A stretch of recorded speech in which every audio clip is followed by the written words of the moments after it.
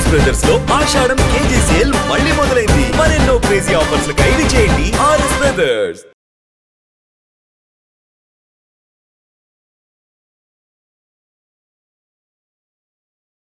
ఈ సినిమా సెట్కి నిర్మాత వస్తే మీరు అసలు భరించలేరంట, నిజమేనా? లేదు ఎప్పుడు నెవర్. అవద్దరు చెప్పద్దు. అబద్ధం చెప్పండి, నిజమే చెప్తా. ఇప్పుడు మారారంట కొంచెం. లేదు ఎప్పుడైనా సరే ఎవరు చెప్పండి. నా సినిమాకి ఫస్ట్ నాగార్జున ప్రొడ్యూసర్, నిన్నే పిల్లాడతా. ఫస్ట్ మా బాస్ ప్రొడ్యూసర్. మా బాస్ ప్రొడ్యూసర్ అంటే మేమే ప్రొడ్యూసర్ కింద లెక్క. దాని తర్వాత నాగార్జున ప్రొడ్యూసర్, నిన్నే పిల్లాడతా. దాని తర్వాత సింధూరు నేనే ప్రొడ్యూసర్. దాని తర్వాత చంద్రలేఖ, రాంప్రసాద్ గారు, జగపతి బాబు బ్రదరు, నాగార్జున గారు ప్రొడ్యూసర్స్. జగపతి బాబు బ్రదర్ రాంప్రసాద్ అంటే నాకు చాలా ఇష్టం పర్సనల్గా, మనిషిగా కూడా చెమ్మఫీ పర్సన్.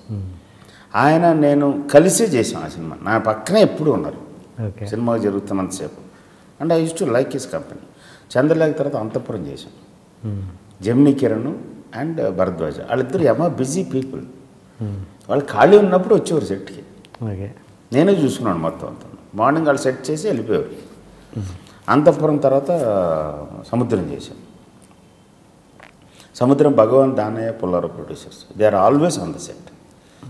నాకు ఏం మాత్రం నాతోటి నేను ఒకరోజు కంగారు పడి క్లైమాక్స్ చేసేద్దామన్నా సరే వాళ్ళు వచ్చి ఆపి, వద్దు సార్ మనం ఖర్చు పెడదాం, మీకు కావాలంటే చెప్పండి అని మళ్ళీ సో స్టార్ట్ చేసిన క్లైమాక్స్ని ఆపేసి గ్యాప్ ఇచ్చి మళ్ళీ షూట్ చేసి దివర్ దేర్ ఆల్వేస్. దాని తర్వాత మురారి రామలింగేశ్వరరావు గారికి నాకు సినిమా మధ్యలో because of some other thing ఒక చిన్న ఐడియా డిఫరెన్స్ వచ్చింది. ఓకే. ఆ ఐడియా డిఫరెన్స్ పెరిగి పెద్ద అవ్వకుండా ఆయన చూజ్ చేశారు. వాళ్ళ బావమరిది ఉన్నారు బుల్సుబ్బారావుతో ఫస్ట్ నుంచి చేయించారు. ఆయన ఉన్నట్టు లాస్ట్ వరకు. మేము సినిమా అయిపోయిన తర్వాత మాడుకోలేదు. అంతేగాని ఆయన వస్తే నేను వస్తే ఆయన అని అనుకోలేదు. ఆ తర్వాత ఆయన ఏదో హర్ట్ అయ్యారని తెలిసిందే. ఎక్కడో ఏదో అన్నారు, స్టేట్మెంట్లు ఇచ్చారు, అన్నీ ఇచ్చారు. నేను ఎక్కడ రిటాలియేట్ చేయలేదు, ఎక్కడ మాట్లాడలేదు. బికాజ్ నాకు ఇవాళకి కూడా రెస్పెక్ట్ నా అందరు ప్రొడ్యూసర్స్లో కల్లా. మురారి లాంటి సినిమాని నాతోటి తీయించాడు ఆయన. అంటే ఎక్కడ అడ్డం పడలేదు. I was like full of my self. Murari is full of my self. నేను ఎవ్వరికీ ఆన్సరబుల్ కాకుండా చేసిన cinema. One of those films. 3-4 ఉన్నాయి. ఏ రకమైన ప్రెషర్ కానీ రిస్ట్రిక్షన్ కానీ లేదు. ఓకే. మురారి తర్వాత హిందీ అంతఃపురం, బోని కపూర్. తను బాగా బిజీ. సో నేనే ఉన్నాను సెట్లో, ఆయన లేడు. అప్పుడప్పుడు శ్రీదేవి గారు వచ్చి వెళ్ళిపోతూ ఉంటారు జోధ్పూర్లో ఎక్కడ.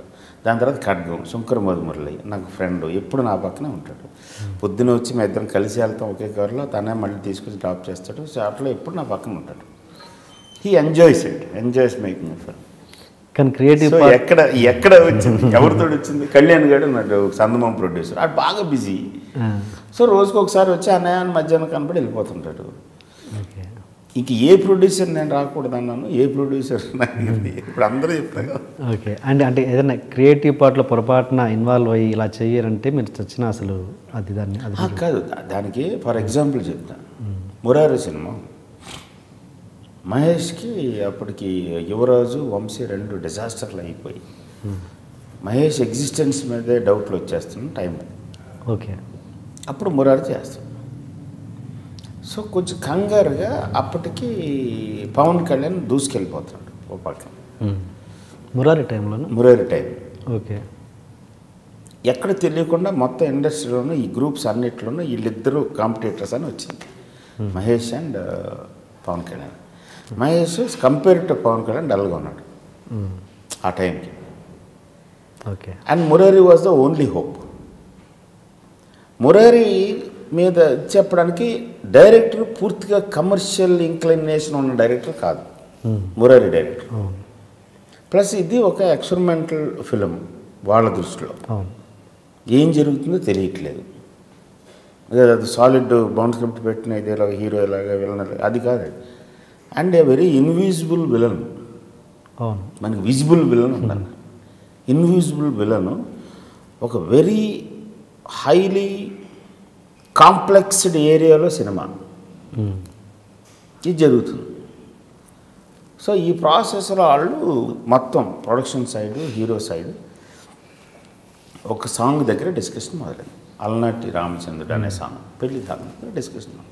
లాస్ట్ సాంగ్ మన తెలుగు సినిమా కమర్షియల్ ఫార్ములా ప్రకారం ఒక మాస్ సాంగ్ ఉండాలి. అవును. ఆంటీకు తుర్రా తాత అని డ్యాన్సులు చేయాలి. ఎక్కడ ఎలాంటిదైనా సరే డ్యాన్స్ చేయాలి. బమ్మ అంటున్నా. అలాంటి ఒక చోట మేము తీసుకొచ్చి ఏదో పెళ్లి పాట అన్నారు ఎవరికాడికి. నాకేమో తెలుస్తుంది ఈ సినిమాకి సాంగ్స్లో లాస్ట్ సాంగ్ కింద ఇలాంటి సాంగ్ ఉండాలి 100%. లేదా అక్కడ కృష్ణ గారి దాకా కూడా ఇప్పుడు ఆయన కదా అందరికీ పెద్ద దిక్కు. ఆయన కూడా పిలిపించి ఏంటి అబ్బాయి అయితే అన్నాను. సార్ 2 ఆప్షన్స్ ఉన్నాయి సార్ నాకు సంబంధించిన ఈ సినిమాకి ఇలాంటి ఒక పాట కావాలి. మహేష్ ఏమో చెప్పలేకపోతున్నాడు.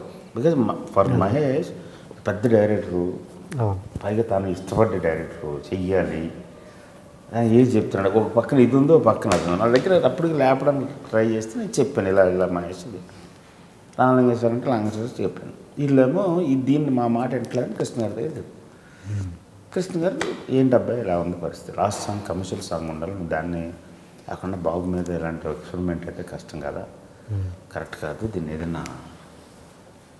సో 2 ఆప్షన్స్ ఉన్నాయి సార్ దీనికి. ఒకటి నన్ను ఈ పాట చేయనివ్వటం, చూడటం. నేను చెప్తున్నాను సార్ ఇది పాట క్లాసిక్ ఉంటుంది, కొన్ని డికేట్స్ పాటు ఉంటుంది. ఈ సినిమా కొన్ని అప్పుడే చెప్పాను డికేట్స్ పాటు ఉంటుంది. అలాంటి సినిమా చేస్తున్నాడు నాకు తెలుస్తుంది. 2 ఈ క్షణం నేను ఎక్కడి నుంచి వెళ్ళిపోతాను. మీకు కావాల్సిన కమర్షియల్ సాంగ్ రికార్డ్ చేసుకుని కమర్షియల్ సాంగ్ షూట్ చేసుకుని పెట్టుకుని రిలీజ్ చేసుకుంటాం. ఓన్లీ నా పేరు వేయద్దు అంతే, సినిమా మీరు రిలీజ్ చేసుకో. I'm happy, I don't mind. మిగతా సినిమా అంతా ఫినిష్ చేసి చేస్తాం.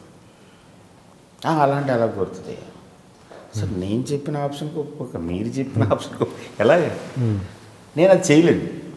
ఆ చండాలం ఈ సినిమాలో వద్దని నేను అనుకుంటాను.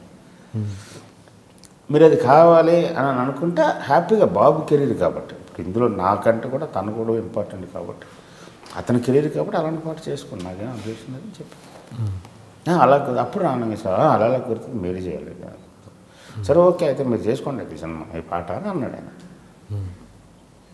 ఓకే అండి. ఆ తర్వాత సినిమా అయిన తర్వాత everybody appreciated, that's a different thing. But అలాంటి టైంలో నువ్వు వంశీ మాట అండు మూర్ఖుడు అని అంటే ఇంక నేనేం చేయండి దండం పెడతాను. ఓకే సార్ థ్యాంక్ యూ అంటే ఓకే. అంటే ఇప్పుడు మీరు సో ఈ ప్రొడ్యూసర్స్ తోటి క్రియేటివ్ డిఫరెన్సెస్ అంటే ఇలాంటివి వస్తాయి నాకే వస్తాయి ఎక్కువ. ఎందుకంటే ఎప్పుడు కొత్త జోన్లో ట్రై చేస్తుంటాం కాబట్టి. నేను అనేది ఏంటంటే సార్, క్రియేటివ్ పార్ట్ విషయంలో ఎక్కువగా ఇన్వాల్వ్ అవుతే కనుక మీరు ఆ సినిమాని కిల్ చేయడానికి కూడా రెడీగా ఉంటారు అనేది ఒక చిన్న అపవాదం ఉంది మీ మీద. కిల్ చేయడానికి అది మీరు ఎగ్జాంపుల్స్ చెప్పాలి. ఈ సినిమాని కిల్ చేశారు మీరు, వీళ్ళు ఇన్వాల్వ్ అయ్యారు కాబట్టి అని కాకుండా ఇలా వేగ్గా అడిగితే ఎలా చెప్పగలరు ఏ సినిమా అది ఆలోచిస్తాం కదా. ఓకే. అండ్ మీరు ఇంతకుముందు డికేట్స్ పార్ట్ ఉంటుంది మురారి అన్నారు కదా, డికేట్స్ పార్ట్ గుర్తు చేస్తే అది ఎగ్జాక్ట్లీ అది హ్యాపెండ్. అండ్ గోవిందరావు అందరి వాడే విషయంలో కూడా మీరు స్టేజ్ మీద అదే చెప్పారు, 50 సంవత్సరాల పాటు ఈ సినిమా గుర్తుంటుందని. ఆ మాట statement over confidence. Okay okay. ఎందుకు ఏం తేడా జరిగి ఉంటుంది ఆ సినిమాలో? అది ఇప్పుడు చెప్పలేము. ఇప్పుడు హీరో ఇమేజా, నా స్టేట్ ఆఫ్ మైండా, ఆ సినిమా వర్కింగ్ కండిషన్సా, లేకపోతే కొంతమంది క్యాస్టింగా, ఈ డిస్టర్బెన్సా క్యాస్టింగ్లో, సో రకరకాలు ఉన్నాయి. Okay okay. But still it's not a failure. Yeah, మీరు అనుకున్న రేంజ్ రిజల్ట్ అయితే రాలేదు. అంత రావాల్సిన సినిమా అది మిస్ కొట్టింది. కొన్ని ఉంటాయి. అదే ఫిగర్ అవుట్ చేసింది కానీ అది పైకి చెప్పగలిగేది కాదు. ఓకే.